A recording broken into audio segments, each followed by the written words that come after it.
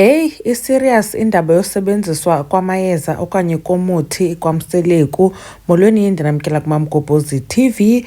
Nawuba niyakhumbula kwi-seasons ezigqithileyo, andisakhumbula ngeyiphi nale season, Utata Mseleku wakhe waveza uba kukho abantu abahambayo bayoconsulta kunye nezangoma abe yena engazi nto ngaloo nto leyo, and then loo nto iza kwenza uba abantu bazawuva izinto then zibuye zixabanise apha efemelini. So umntu xa ehamba eyoconsulta bokufanele uba ibe yinto eyaziwayo, mhlawumbi okanye ahambe naye and wabesitsho uba nguye umntu enolungelo loba angenza loo nto leyo.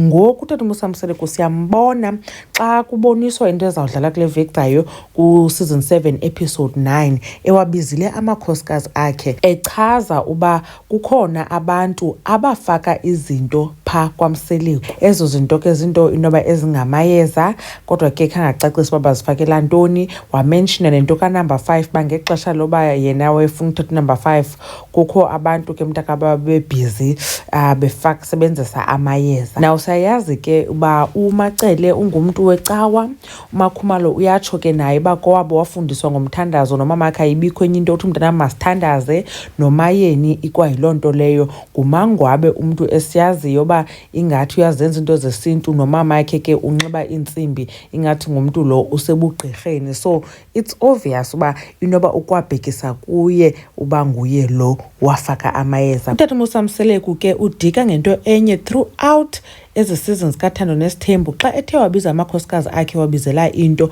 soze atsho uba ubani wenzele ubani wenzele okanye unengxaki nale uye ayithethe ayigeneralize, then athi ke ngokuba lo mntu abhekisa kuye yena uzawuyazi loo nto leyo. Loo nto ke ibonakalisa ubugwala kuye, ngoba kaloku ebenoyithetha into straight since sebabizile abantu efuna uyiadresa. Sawuva kakuhle kule veki zayo ke uba kanye ithini le nto yofakwa kwamayeza kwaMseleku, kwaye noTata Mseleku uyazi njani uba kukho umntu owafaka izinto phaa kwaMseleku, kwaye nangotya wefuna uthatha unumber 5 lo mntu wayebhizi esebenzisa amayeza. Mamgobhozi, uyanibona kwividiyo elandelayo. Bye.